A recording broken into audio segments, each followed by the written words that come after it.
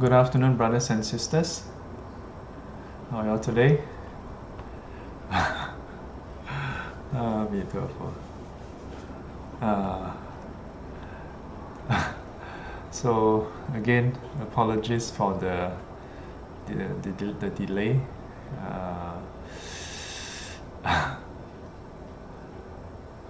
And for causing some of y'all to be worried now.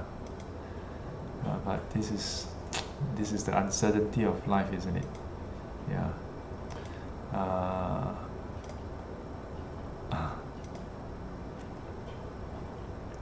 Okay, so let's just get started. Today's topic is on karma. We're going to have to extend by a bit today, but I don't want to cause the Diamond Sutra to start late also. So we will extend by a bit, but we still need to cover this topic. So today's topic is on karma. Yeah. So what about karma?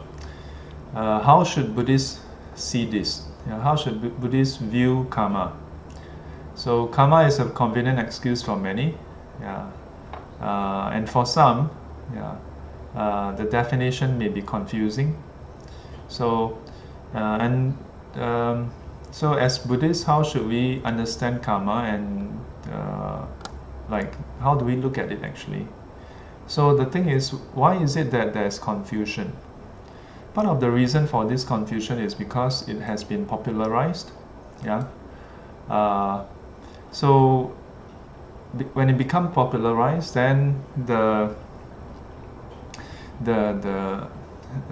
there's the popular notion of what karma is, the common usage of the term karma, and then there is the way the term karma was used by the Buddha, and the very meaning itself. Similar to many terms in our day-to-day life, there is the actual meaning, and then there's the way we use it in our life. So in the case of karma, because it has been popularized, so even in the Western world, the word karma is not a stranger, to them. So sometimes you look at websites, for example, like Reddit, they actually have a karma points, so to indicate the amount of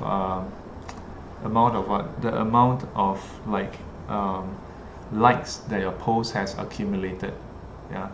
So most people attribute the word karma to the accumulation of merits, which they are linked. But the term karma actually, by itself, it refers to action. And in the Buddhist teaching, it refers to intentional action. So when we act with intent, our actions produces a potential. So the actions include bodily actions, verbal actions, and mental actions. So these actions can then lead to other results. So the results is not just the present life results, but also it leaves a potential that, when given the right conditions, would grow and then blossom into a fruition, be it in this life or in future lives. Okay, so besides that, the word karma in Chinese, let me just switch to the whiteboard, and then maybe I can write something here. So the word karma is not an English word, but today in the English vernacular, it has also become quite accepted as a common term. I think I can't switch to the whiteboard today. So I'm going to just continue as it is. So I unfortunately then cannot do any more writing. Okay, so the word karma means action, in the Chinese translation, then we use the term 业, ye. So a common phrase is 业障, 业障. Wow, who is this? No, there's a person called Tik Pong Kan, Kan Pong Tik, or Tik Pong Kan. I think this person is needs some love.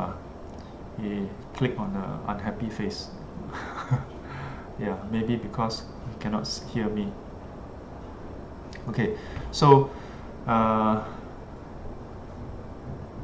so the word karma has another connotation, which is in the Chinese Mahayana tradition, we often use the term 业障.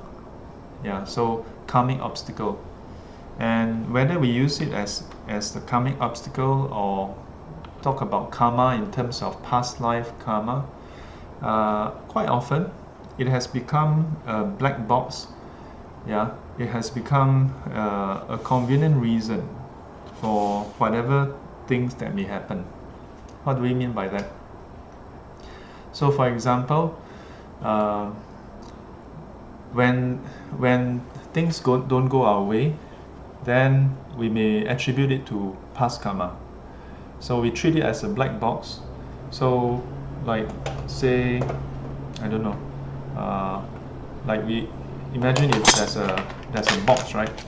And then so black box is an engineering term, and basically you don't care what is inside, you don't know what is inside, and all you know is certain input produce certain output. Yeah. So in the Buddhist tradition, some Buddhists have started adopting a black box mentality towards karma, treating it as an unknown, where we only know that, okay, now we are getting some results. But is that how the Buddha taught karma? The simple answer is no. The Buddha's teaching on karma focus a lot on present day karma. Yeah, the focus is a lot on present day karma, and in fact, a lot of the teachings and practices focuses on the precursor to present day karma, namely our defilements. Yeah, the state of our current mind. So without the current state of mind, the defilements does not arise, and then the actions cannot follow. So instead of looking at it as a black box and unknown, yeah, or to just attribute everything to past karma, the Buddha's focus was on present life karma. Yeah, how can we actually do something about it? Not a pessimistic, not a fatalistic approach where it becomes a form of resignation. No, not like that. Yeah, the whole idea that when something bad happens, that it is simply due to past karma, that's a fatalistic view. Actually has no grounds in Buddhism. So sometimes in class, I will ask students whether they have this kind of mindset. Like, let's say someone maybe have some conflict at home, yeah, and then maybe some Buddhist friends will, out of kindness, out of compassion, share about how this is due to your karma. You know, you owe that person, so you have to repay the debt. I'm just repeating what was said, okay, by some people. Now, is it always the case? I don't think so. Is it always not the case? I don't think so too. So when is it the case? I don't know. What do you mean you don't know? You are the mom, right? You are the sifu. No, unless a person is able to see all the individuals, all the parties involved, the past karma of all the parties involved. Unless you can see all the karmic seeds functioning leading up to this present day moment, otherwise we are just speculating on what can potentially be the cause. But we must know that even if there is the cause in the past, you still need present day conditions for it to ripen, for it to fruition. So what does this mean? It means that perhaps two individuals indeed have not so favorable karmic links. But does it mean that then they must quarrel? Does it mean that then they must fight? Does it mean that then let's say the daughter-in-law and the mother-in-law must definitely quarrel? That the mother and son or mother and children, father and children must definitely fight in some cases? Or Chinese say 八字不合, that your horoscope collide with each other? No. Instead we say perhaps there are not so favorable conditions, but if it's not so favorable, we must ask ourselves, use our wisdom and compassion to say, how can we change it? Instead of saying because there are past unfavorable conditions which we are not even sure of, then simply say, oh, so cannot be helped, we must quarrel. Yeah? Or that let's say in a broken family, that the wife must definitely just give in to the husband. I don't think that is correct, and sometimes it's the other way around, that the husband must give in to the wife. Why can't people just get along? Yeah? Why must it be this person owe that person, or that person owe this person, and then you must just bear with it?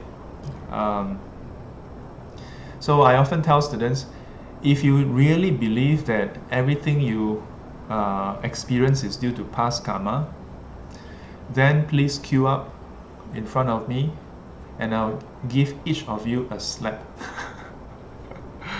No, we don't go around slapping people. Maybe in traditional temple 100 years, 200 years ago you can do that. Nowadays you can't.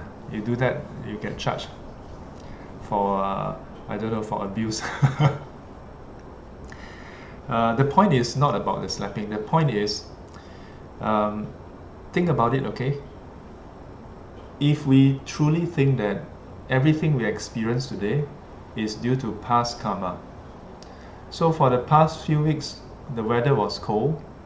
So it means that the whole of Singapore, we all planted the conditions to experience cold weather. So in that case, when the weather is hot, then we shouldn't turn on aircon, right?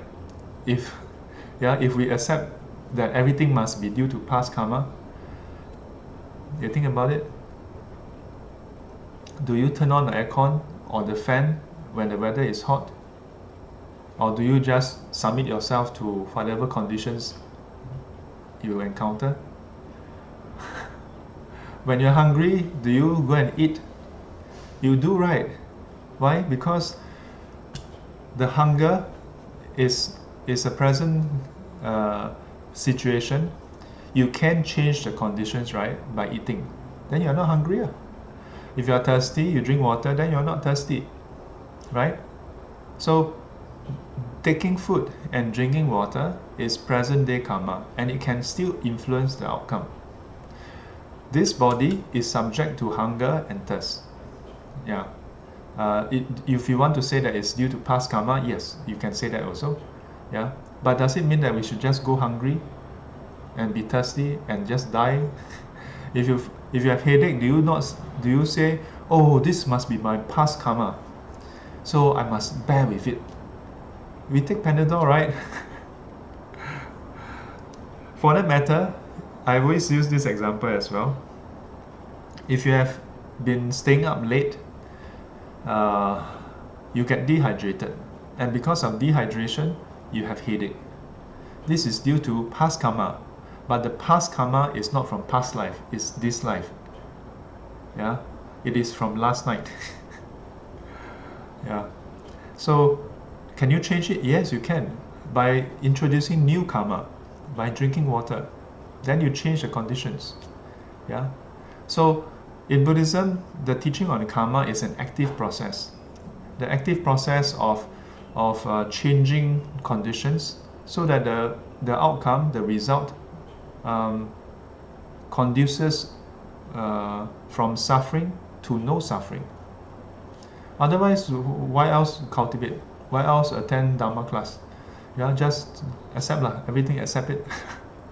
Yeah, in which case, if you simply say everything is due to past karma, when Shifu slap you, when someone slap you, when you're at work and someone is abusive towards you, then you should, with that kind of mindset, then you should think that, oh, my boss is abusive because of my past karma. Then you just accept it. No, that's not the Buddhist way. A few years ago, there was this short video clip. I think it was a poly undergrad who was on internship or something, and then the boss was very abusive, slapping his face, you know, and it was caught on camera. Would anyone come forward to say that that's due to past karma? That's not right, nah.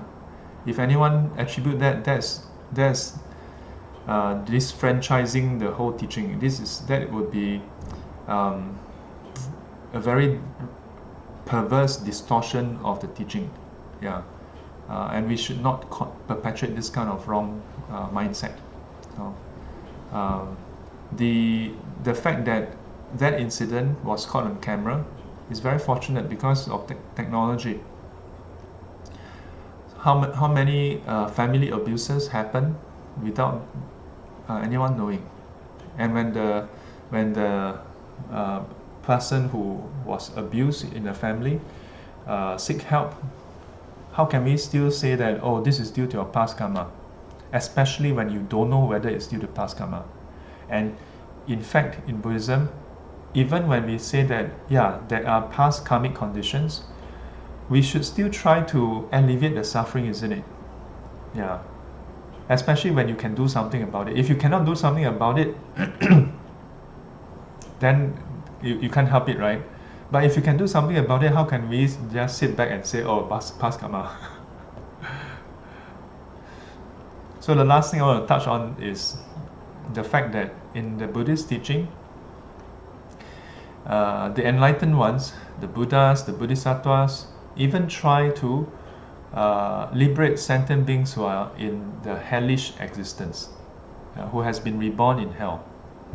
Think about it for a moment. Those who are reborn in hell, they must have done, it is said that they must have done very heinous deeds, very evil, heinous, unwholesome deeds. And yet, in the Buddhist teaching, we relate to them with compassion. The Bodhisattvas don't go to hell to gloat over their misery, but instead, out of compassion, try to use all kinds of ways to help them, even if temporarily, find relief from their suffering. To do so is not to condone the past wrong, but to give them a chance to do a new right, to give them a chance to temporarily disconnect with the past karma, get a favorable rebirth, and while they are disconnected, have a chance to do some wholesome deeds and practices. So does it mean that the person is then absolved of past negative karma? No. It just goes dormant, and when the suitable conditions ripen, the person may have to experience it again. What conditions? If the person get reborn in a human realm, but the habitual tendency is too strong, the person will end up back where they are. But if the person is able to then start cultivating, it may take a long time before that being face that karma again. At which point, maybe that being is enlightened already. Yeah. So my teacher once said that the difference between sentient beings and the enlightened ones, we are afraid of facing our karma. Enlightened ones, they are not afraid. Yeah. When they observe, in the past I have harmed someone, now it's ripening. They willingly face it without fear. Yeah. So in the larger scheme of things, that is the aim of the practice. Yeah. With regards to karmic tendencies. Yeah. That even for those who have done harmful deeds in the past, with full knowledge, we should still try to help them find relief from it, so that they have in the right mental state, right mental capacity to learn the teachings and to change themselves. Yeah. In Buddhism, I cannot emphasize enough the importance of change. Yeah. No matter how small the change is, to give ourselves a chance to change. Yeah. So don't look at the teaching on karma as a stagnant, fatalistic principle. It's not meant to be that way. So if we are able to look at it in an active form, then karma gives us a lot of hope, a lot of opportunities to change. To change what? Change ourselves from greed, hatred, and delusion to non-greed, non-hatred, and non-delusion. Yeah, from suffering to no suffering. Yeah. So, with that, we wrap up for today. Yeah.